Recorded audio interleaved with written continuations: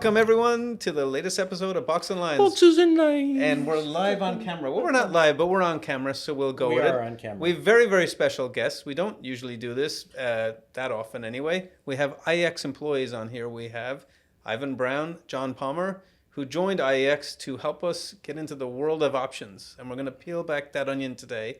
And hot take, JR is going to get topsy-turvied and have to answer a question at the end. But welcome to the podcast, guys. Thank you. Where did you come from and why in the name of God did you join IEX? Start with you, John? Sure, happy to start. Spent the majority of my career in equity derivatives, previously, most recently at SIBO. Before being at IEX, I was in the depths of crypto, though, so you did find me in the Look at you. Well, the depths. The Wow. depths of crypto, Well, and you've emerged. I back can't into the believe we sunlight. convinced you to leave that dumpster fire. I came back to more regulated markets, if you want to call it that. Who Basically, taught you to anything relish would be regulated? more regulated Yeah, in the crypto right. markets. Yeah. Perfect. And Ivan Brown, I spent my entire career at the New York Stock Exchange before joining you guys. I was responsible for their options trading business over there and thought it'd be fun to build one from scratch. Nice. What are we going to tell people today? We're launching an options exchange? I think we That's are. the rumor. Oh, I think people already know, don't they? I mean, what, you've been like living under a rock? I don't know. all You this can't time? work a mic. I'm not like used to this big fuzzy mic. Sorry, I'm not supposed to. We're on camera today. We're on camera Be now, nice. so we gotta keep it clean. I got to stop looking down at the questions and pretend that I prepared for this. Yes, you Okay. can pretend that. Okay, ask a question, JR. All right. Well, so you guys, terribly knowledgeable, obviously. Would you care to give an overview of options markets? And again, when we say options, we're talking about standardized options that are traded on exchanges, so have standard features. Tell us a little bit about them, what makes them different from equity markets, and why do you find them interesting? Yeah, sure. I mean, so when you think about the U.S. option space, like I would describe it as it's similar enough to equities to be a cousin, but not so similar to be a sibling. And so when you look at the landscape overall, there's 6 different exchange families and 18 different markets where options can be traded. They're standardized, so you think about call options, put options. They give you the right, but not the obligation to buy or sell something in the future. And so there's a lot of liquidity in these markets in order to sort of facilitate trading back and forth as you would think of a normal stock. And in reality, like what makes them interesting is, I mean, the options industry has been around since the early 70s. So it's a well-established market, it's a well-regulated market, but over the last 5 or 10 years has really experienced an explosive level of growth. You think about 10 years ago, it was really a tool for sort of market practitioners, whereas now there's been a wide array of retail adoption and engagement that's really driven volumes. And so when you think about it, options are an interesting tool because they're capital efficient. They allow you to exert leverage. They can be used as a hedging instrument or a way of creating additional yield in your portfolio. Yeah, I think one of the key differentiating points that I would add about the difference between like the options market structure and equities, especially for folks listening or watching in this case, is that all executions in options have to occur on exchange. And obviously, we know that's a stark difference compared to what we see in equities. Will be the 19th, but you can't trade anyplace else. So that is a difference. But options do allow, and we'll talk about retail a little bit later. But it does give people the opportunity potentially to trade with more leverage, meaning they can make more in a given trade, but also lose more. So there's greater risk in some ways. Why don't we talk about options and retail now? Like who's trading Okay. options now? Because for those who are not aware, options market volumes have gone through the roof since, I guess, COVID, or you guys correct me if it was before that. Yeah, I mean, 2019. But continues now. Yeah. You know, retail is still trading like crazy, and COVID's over, I think, right? Yeah, I mean, volumes are up. I certainly hope so. Oxy. So all of those people like trading in their underwear in their parents' basements have now continued trading, I guess. Well, volumes are up roughly like 200% since 2019. So it's really notable. But I think, it's a mixture. It's not just retail engagement. But I don't know, John, if you want to speak to it a little bit. Yeah, I mean, if you think about like pre-pandemic levels in the options market, it was pretty flat for about, 5 to 7 years. We were in a 17 to 19 million contracts a day range, right? If you look at what we're doing today or some, we're I think averaging in the low 50 million a day. Exactly. right? So that's really substantial growth, and that started really around 2019, 2020, around the pandemic. And I think what we've seen is, if you think about how technology has allowed someone to interact with our markets, I think that's been some of the foundation of what's allowed that, right? If you go back in time and you're looking in the early 2000s or in 2010, you could only really trade options from a desktop, right? Being able to look at the options chain and get all the information, like, it was highly complex, and it is still highly complex, but now we have smartphones, and there's additional technology and tools that have really allowed the user base to kind of get their arms around and learn. And then the second piece, what I just mentioned, is education, right? So education is continuing to grow, where the retail providers, the exchanges, folks that are in the industry are spending more and more time and money in educating the user base. For people that are willing to take advantage of it. And I mean, back in the day, my understanding was, I did used to work at the SEC prior for a significant period of time. But and I knew actually squat about the options markets, but I was aware that. Well, he was there pre-1970. That is such bull. It's ageist, so I want to launch an objection to that. But retail people, as I understood it, were required by firms to be qualified for options trading. Is that still the case? Is there, and what is that? Yeah, I mean, what does that obviously, entail? every firm has a different level of educational, but that's required. But generally speaking, there's a minimum bar that's part of the overall onboarding process to be certified for varying levels of options. How that education is delivered obviously varies firm to firm, but that's something that's a really important part of the customer onboarding process, is actually making sure that suitability standards are met, etc., so that, like any tool, you understand the confines and how to use it properly. Right, but ultimately, given those bars are still relatively low, so so people basically need to be comfortable that they can take on the risk and trade responsibly, just like drinking responsibly. True.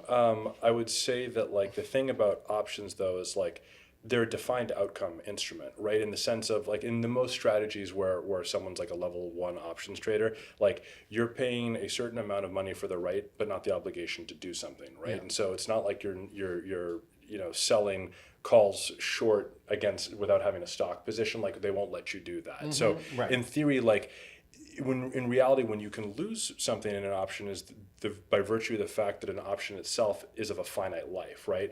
You're paying for the optionality to do something for a period of time, and that period of time expires, and you no longer have that, right? So the amount that you can lose is also defined to some degree because you're paying the premium, and that's what you lose. Right, and if you don't exercise it. And a lot of that, and the risk and the volatility, I gather, also depends upon how long the option has until it expires. And yes. So one of the recent phenomenons has This is a great lead-in. Increase. This is a great lead-in. Thank you, Ronan. I see Jared's it coming. been taking an options class, by the way. Say, yeah, no. Yeah, so well, he knows all about. You should ask him about the Greeks. I didn't learn squat when I was. Should we say it together?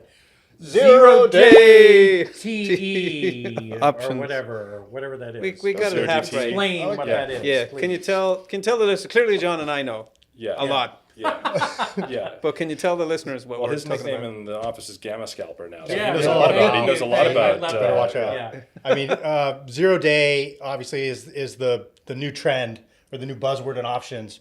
I think importantly though, it's not new in the sense of this is like something that was created this year or last year. Right. You've always been able to trade options on the day they expire, right? That's what 0 day options, or 0 DTE is what everybody's referring to. I think what we've seen though over time, and this goes to where we've seen a lot of the volume growth is really like this concept of convenience, right? So before, you used to only have options that would expire on the 3rd Friday of every month, or even before that, it was just every quarter. Yeah. And we went to weeklies, right? And then you'd have an option that expire every Friday. And then we went to Tuesdays and Thursdays, and then we added Mondays and Wednesdays. And so now you have, in certain names and certain types of instruments, whether they're an equity or an ETF or an index product, you might have an option that expires every single day of the week. That's not consistently applied across every single type of underlying stock or ETF. But there are some scenarios where it exists, and so now you have more choice, right? So they're created to exist for a day and just a day only. Correct. And Yeah. and I'm assuming that most of the interest in that is by retail traders rather than, I mean, maybe I'm wrong about that. Well, I think it's a concept Varies, of yeah. precision, as Yes. what I would refer to it as, is where you can have a finer tooth comb to allocate and manage your risk. Yeah. Right. So obviously, if I'm a retail trader, yeah, I have more choice in terms of being able to buy a call and knowing that it only expires today, and so there's not a lot of theta or time value in that, and so maybe it's a better choice for me. It might be cheaper, it might be more expensive, depends on the scenario. For a market maker, they may have a specific style of risk that they need to hedge in their portfolio, and an option that on Wednesday expires on Wednesday is a better fit than trying to use one that expires on Thursday or Friday, right? Based on what their needs of their portfolio are. So I think it depends on the user, but I think it offers your utility really for anybody that's trading options, not just retail. And I guess, think the market structure pundits kind of point to it. Maybe they're incorrect, and you can correct me, but they call it maybe an issue in the market. Is the concern it's like gamification and retail coming in, buying and selling in a day, not fully understanding what the hell they're doing? well, I guess like a couple things to think That's a about. technical term. Yeah, to John's, to John's point, like there's generally been sort of a transition over the last 5 and 10 years to shorter and shorter dated options. Yeah. The sort of notion of a zero DTE option is really the notion that certain stocks or options classes have daily expiration, right? And that's what causes that. Yeah. I think to John's point on sort of like the precision, it's also, if you think about it, the price of an option is a function of the time flexibility that it gives you, right? So in theory, if you have a perspective or need to hedge for a particular event, you can do so in an even more capital efficient way by using a shorter dated option. So that's part of the utility there. I think what you're highlighting, Ronan, is like sort of, okay, well, we have daily expirations on the most liquid ETFs, but the question is like, should they be expanded to single stocks? And the operational sort of challenges that sort of need to be thought through there are, you have sort of event-based issues with single stocks or like earnings events and things of that nature that make it a little bit more challenging as you expand that out to more and more individual stocks. Now, Yeah. in theory, like historically you've generally dealt with like Friday expirations and not having to contend with so many of these earnings types of things. And so it's a matter of partly sort of like the exercise instructions and things of that nature to make sure that like, you're actually on the right side of the trade that you want to be in such a short duration time period. So like those are things that the industry is discussing. But I think like the broader piece of it is like, giving people choice is a useful thing provided that it adds value. But we don't want to be in a position where like you want to go and buy jelly and you go to the grocery store and there's 40 different choices and you walk away empty-handed because it creates confusion. So I think part of it is making sure that there's sufficient granularity and flexibility to provide value add and utility without necessarily frustrating the end user in terms of having excessive choice. What's the IEX opportunity? What was the aha moment that made this the right thing for IEX? I feel like, we started talking a little bit about the differences between equities and options, and Yep. I think if we I did look this at for the video, just so you know. we've obviously Jazz had hands. some like great success in the equity space in terms of what we've already built at IEX. The options market, we actually feel is a really ripe opportunity to bring some of that same kind of technology and innovation to. One of the reasons why we think that is in options, there's millions of different instruments that someone can trade, right? We just started talking about like zero DTEs and all the different option changes. So as an example, there's, over 1.5, maybe close to 2 million different strikes or calls and puts that are out there that someone on any given day could buy or sell versus That's crazy. As the opposed to 10,000 in stocks. equties, you've got maybe 10,000. 7,000, 8,000. Yeah, so whatever- like whatever the SPY number is. alone has 5,000 options listed Yeah. on it. Right. Yeah. And so due to that, if you JR, you wanted to buy a call option in SPY and Ronan wanted to sell a call option in SPY, there's a high likelihood that you're not buying and selling the same option, right? At the Whereas if same you're- moment. At the or same moment. wanting to Or the at same strike price, Yeah. Right. same expiration. But if you want to buy or sell SPY, there's only one SPY right. ETF for you to buy or Right. sell, right? And so what that means is in options, it's a much larger quote driven market where there's not natural liquidity. There's not always a natural buyer or seller. You got to have for every firms single that are one. willing to stand there and be willing to provide a market on both sides all the time. And those firms are market makers. Right. And so as we've seen this proliferation of strikes and opportunities and convenience, they have a proliferation of risk. in the sense that they're providing quotes, two-sided quotes in all of these names and all these strikes for the customers to be able to have, great markets to be able to trade these options. And those risks, I would imagine, go up when markets with volatility, with greater volatility. So we happen to be filming this on the day when new tariffs are announced. There's crazy volatility in the equity markets. I assume in the options markets as well. Yeah, VIX is like 28 right now. Yeah. Yeah.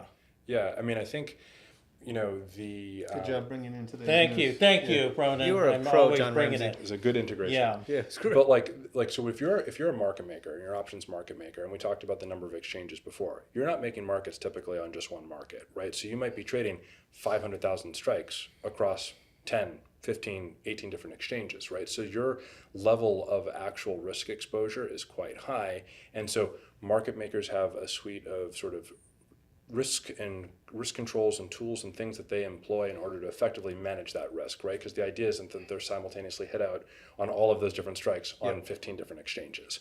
And so, what John was highlighting is that they have these affirmative obligations to provide that liquidity, and they have to be there in good times and in bad, whereas other participants in the marketplace don't. And that's a sort of a unique construct within options as well, is the notion of this registered market maker who's this specifically delineated participant with these obligations. And when you say in bad times too, what that means in part is that if you're there in particular, when markets are very volatile, you're there, and the risk is that you're going to get executed at a time when the market prices are moving faster than you're able to keep up with. And so you end up losing money because you're not able to adjust. Yeah, and prices. I think and the fact of the matter is the nature of the risk profile is asymmetric, right? Because I'm a market maker and I'm providing liquidity in 500,000 instruments.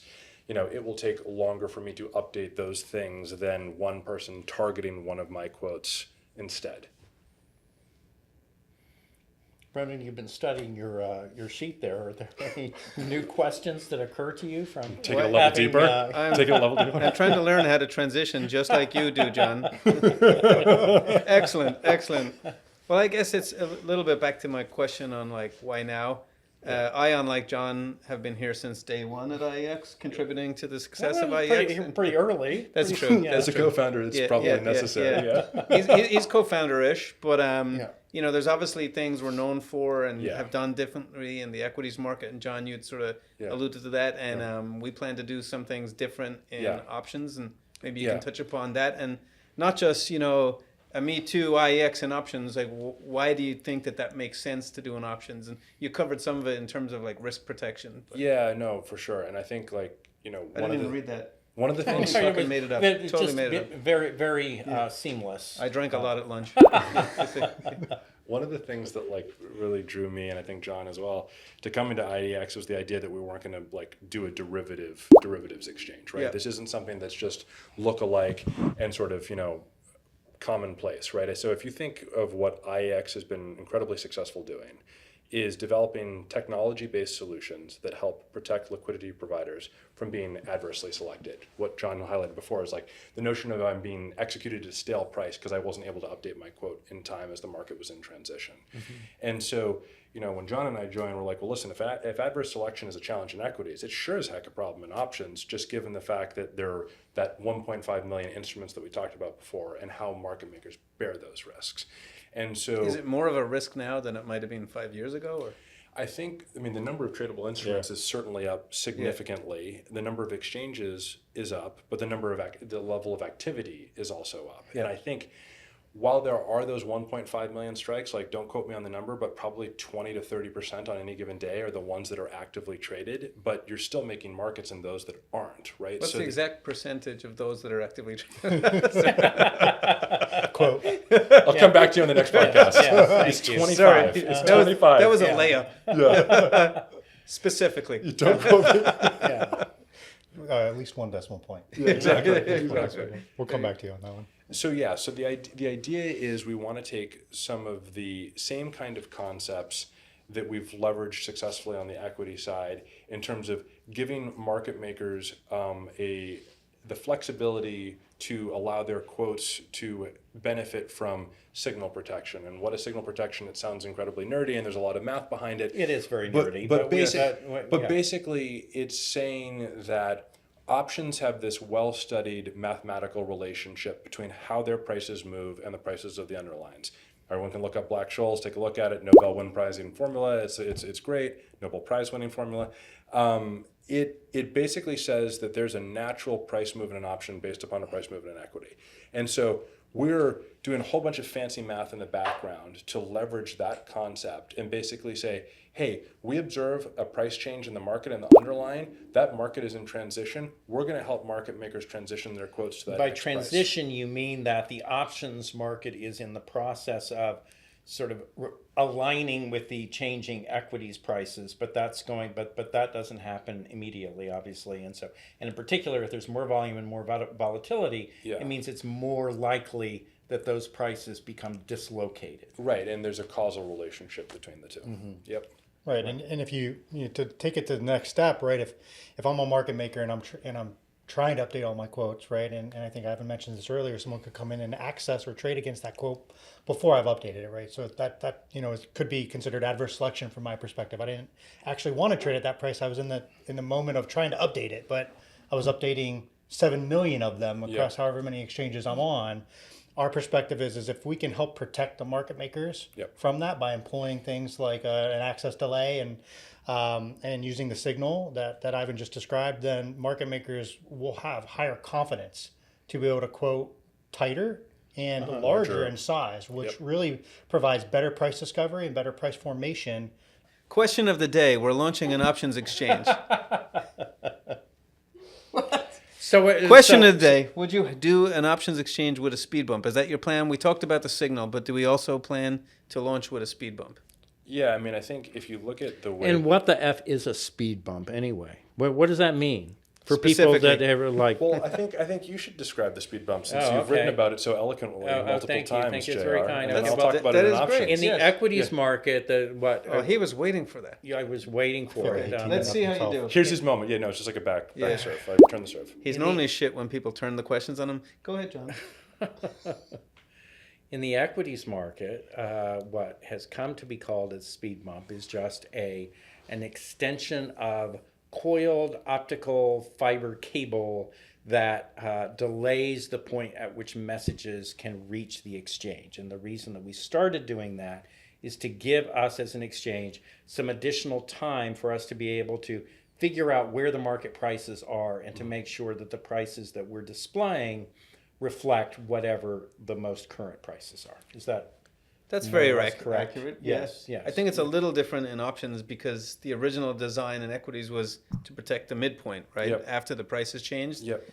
For options, when you look at our signal and what our signal is trying to discern from equity prices, Yep. we need some time to digest that and Totally. then protect the market makers' Yeah, orders. no, I think it's the exact same idea. Thanks, and it's- guys. Did you like my answer better or John's? They don't have to vote. It was like, between us. but it was like That's it was like a 1-2. Like here's yeah. here's this altitude. and I'll We take planned a that level. all day, right? yeah, all right, there we go. Yeah, so I didn't even have to answer the question. It Yeah, was easy. Yeah. We made them answer their own question. That's a great pivot, by the way, as a podcast Yeah. guest. Just throw it back at the Yeah, question. it's like, that's an insightful You question. are the I subject. could do all these podcasts and just ask a question when you get asked a question. Yeah. Yeah, exactly. So can you give kind of like a simple example of how this using this signal would work in to sort of, as you say, protect? Number one, is this going to apply kind of across the board to all market makers? Is it something that it's optional? How does all that work? Right, from our perspective, so it's going to be an optional kind of quote type that market makers are going to be able to use, pending choose it like pending an order regulatory type? approval, Yep,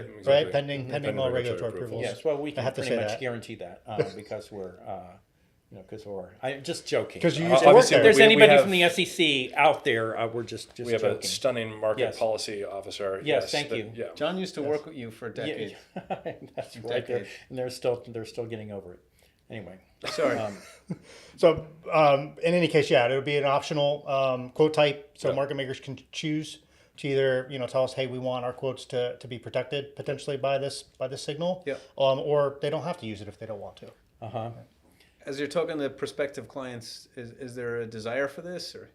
Yeah, I mean, I think like when we first joined, the idea was to really canvass the street, talk to market makers, consolidators, retail firms, and really sort of like validate the thesis: is adverse selection a challenge? And I think by and large, like we were really encouraged by the feedback. And I think like at the end of the day, if despite your posture as a market maker, at one point or another, you're getting picked off in an event, right? Some more susceptible than others develop their own tools, but at the end of the day, no exchange is really explicitly solving for the notion of price dislocation in the way that we are. And we think that that helps to sort of mitigate that and give the greater confidence that John alluded to. And hopefully we can be more competitive, and that's to the end benefit of an investor. So. Very interesting. I think it's wonderful. Let me ask this then. You filed to launch this exchange, but standing up, we've stood up a stock exchange before. Standing up an options exchange, it's not an easy task. I stole this question from John. I just realized. Yeah. But you weren't going to ask it anyway. What does it actually take to build one of these bad boys from scratch? Well, I mean, the fun part. Specifically. Yeah. I'm joking. Noted. Approximately. The fun, like Let the me get fun my part- project plan out. There you go. I mean, the fun part with IEX is like, folks have been very generous about being like, this is a complete greenfield opportunity, build a best-in-class options exchange, and what that definition means in 2025. So John and I have been able to have a lot of flexibility in terms of how we want to do that. But it involves every facet of the organization, right? I mean, we have to write rules in order to get them approved by the SEC. We have to navigate through that process, which obviously, John has thoughtfully and dutifully steered us. We have to actually build the architecture. And by the way, like one thing that we didn't talk about in terms of options and equities, message traffic and options, bonkers. Hundreds of billions of messages a day are generated in the options market, where it's like single-digit billions in equities. So you have to think about, how do I consume all this data? How do I trade it performantly? Because while we're consuming all this data, we're still trading in Is that a word, microseconds. performantly? I made it I up. just made that. I like it it. must be a word. It felt by like me. it. It felt good when I said He's going to use it on the next podcast. 100%. Yeah. Well, Yeah. It's like slight credit. But so we have to think about going through all of that proof and process and like develop it, and then you have to stress test it and integrate with members and work through all of those things. And so there's no area of the organization that doesn't get touched by building out this. But now, in the long run, it also gives us tremendous value to offer to clients, because now you look at a common technology stack, you can write to one code base ultimately and scale out to multiple different exchanges. Those create a certain level of inherent efficiencies that allow our interaction with the street to be more multifaceted and value add. So you get to work on something, you get to create something that is new and innovative and meets some defined market need, and in the process you get to work with people John like Ramsay. me Yeah. and Ronan. It sounds well. yes. But now that we've got them on camera and mic, do you want to tell them why we're pissed at these two guys? Well, oh yeah, May yeah. 6th What about night. so they're like What the working fuck? so hard. They're Yeah. working so hard. Yeah, these guys are standing on and up, but they're going to Florida. they're standing up, but they're going to be lying down, lounging by the pool Yes. soon. At where? Why don't you? Well, I why would don't know you that tell we've- people where we've you're been going? here for almost a year. Yeah. It's taken us this long for you guys to actually have us on. Right. Right, Yeah. so like, it's like, okay. We haven't They even go hit both ways record here. yet. We just Yeah. wanted to see what you One guys business would is look like. Billy Yeah. doesn't even hit the wire. That's fine. What is Yeah. OIC, and what in the name of God do you plan to do down there and Yeah. get from it? Yeah. And why didn't you Well, invite I see. Say I or think someone has a taste for like water slides and lazy rivers, Jr. So like I'm not You heard 100% about that? How sure. dare Yes, you yes. bring that up on this on camera? Yeah. Yeah, so you're more than welcome to come down. Yeah, and, I did. And, I have and take discovered the water slide for a slides spin. rather late in life. Yeah, while on a business trip. Yes. Well, Yeah. Well, Yes, it was a business trip. yes. You were hardworking. Good reminder. yes. I didn't. Regardless. Guess Talk you didn't about the bring your conference. swimming Go ahead. trunk. What's Oh, the I see. conference? Go ahead, Let's segue out. Yeah. So OIC conference. is a big deal. Yeah, so Yes. OIC is a yearly Options options industry conference. focused conference. All the firms that are in the options industry, right? So you're gonna have market makers, you're gonna have exchanges, you're gonna have the And retail this is firms, where? the Where brokers. are you doing this? This is in Florida this year. It changes every year, but usually it's either Florida or West Coast, depending on the year.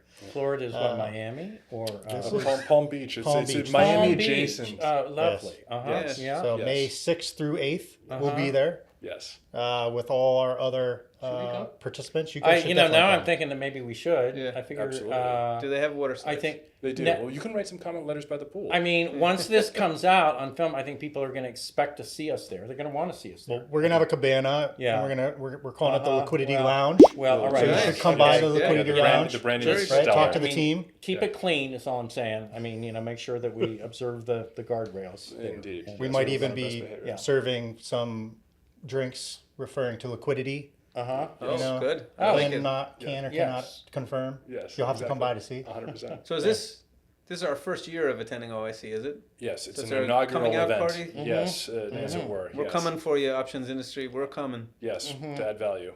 Absolutely. Very good, very good. What else have you got? Well, I think this has been very informative, and very so. Talk a little bit about timeline. When do you hope to launch this wonderful new venture, and what has to happen for that? Yeah, so I think one of the key things, obviously, is getting regulatory approval. That's something that we hope to secure in the fall with JR's help. Back to work, Jared. That's right. You know, it's first half of next year is really where we're aiming to launch. We're going to put out a more detailed timeline with testing and the rest of it in the coming weeks and months. So we're looking forward to it. It's definitely be in 2026. We're going to have fun doing it, and we're getting ready. Very good. Seeing as John called us out on not having you on before, we're going to have you guys on again. But while we have you, if you ever listen to our podcast, God, don't know why you would, but if you get to the end, we ask fun questions.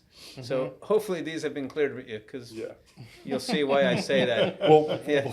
we'll see. We'll see if Yeah, it's the yeah. same set of questions. Yes. Oh, no, I changed it right before we came in here. Ivan, if the Wall Street bull came to life and could talk, what words of wisdom or advice do you think it would share? Probably that time solves for more ills than sort of precision in the moment. Like, you have a better chance of being right over the next 20 years than you do tomorrow. So, like, dollar cost average, invest early and often, and just don't get distracted by the noise. Put your money away, kids. You That is deep. I don't know if I. Well, I mean, I it's learned a, think about that it's for a a while. big bull. It has a lot of knowledge. So I'm like, that's what I'm saying. Yeah. Jesus, you're on the hot seat, John. Wow, I don't know if I can cover that. Well, We'll see what the question Ivan is. sort of What do you got? answered. What's your favorite color? Yeah, exactly. Yeah. What kind of tree would you be? Orange. Apple or orange? If you could give a one-sentence piece of financial advice to your younger self, what would it be? Buy Bitcoin. True. I feel like That's fair. That's I too mean, easy. That's way Yeah, too easy. I probably wouldn't have to launch a new options exchange if I followed that advice. Yeah. That's true. So That's true. so You I just feel be like on the it's lazy like- river all the it's time. very similar to yours. It just So Yeah. I heard a rumor that your bonus is entirely a reflection of the number of comment letter responses that you produce. And so I was wondering, like, you know, if there's any truth to that rumor. Yeah, well, that's bullshit. And my bonus is in. Well, 0 times basically- 10 comment letters is exactly. still 0. Is, yes. Yeah. So keep on writing. What do you guys think of Box and Lines, the podcast? Award-winning? Oh, yeah, it's 100%. Will the options Yeah. crew like it? You guys got to plug us when you're down at Oh, OIC in absolutely. Florida. Yes. On your Yeah, boondoggle. we're looking for some we new- can have market new makers on the listeners, podcast. viewers. Maybe we'll do this on camera more. Yeah. I don't know. maybe But we'll please- have some boxes and lines socks. Oh yeah, are we supposed to give them a you pair know of what? socks? At the Isn't end, that part Do of you the- know, like, none of part us, of the thing? I mean, none of us are wearing boxes. No, and we're lines, not. so Yeah, that's we're like not on a- brand, as they say. No, Where it's the a fucking marketing. socks? Especially the one time we're doing a video. Maria will be Yeah, upset. exactly. We should have No, had you like know what a you can do? whole big They presentation. can edit them in, and they will look like we're wearing glorious boxes. I noticed you lines said that was socks. the one time that we're doing this on video. I know. noticed that. Yeah, that's We're interesting. very, very comfortable. Yeah. But for those who listen to this, God bless you, and those who will be attending OIC, please go to the Liquidity Lounge Liquidity Lounge. and Liquidity lie on Lounge. sunbeds with Yes. John and Ivan. It's going to be great. But if you don't want to do but that, in an appropriate way. in an appropriate way. Yeah, discuss market structure. If you don't want to do that, you can go and sign up for the wait list at IEX.io/options. I read that really well. That was a great Yes, plug. that's correct. IEX.io/options. Thank you very much, guys, for joining us. Thank thanks you for so having much. us, guys. God Absolutely. bless you all. Great time. God bless us all. Right. Thank you. Cheers. Over and out. On April 16, 2025, IEX announced its planned launch of IEX Options at the end of the first quarter of 2026, pending regulatory approval. Specific features of IEX's planned options exchange are discussed on an informational basis only. These features are subject to regulatory approval and change, and the actual performance of features of IEX's planned options exchange will vary based on numerous factors.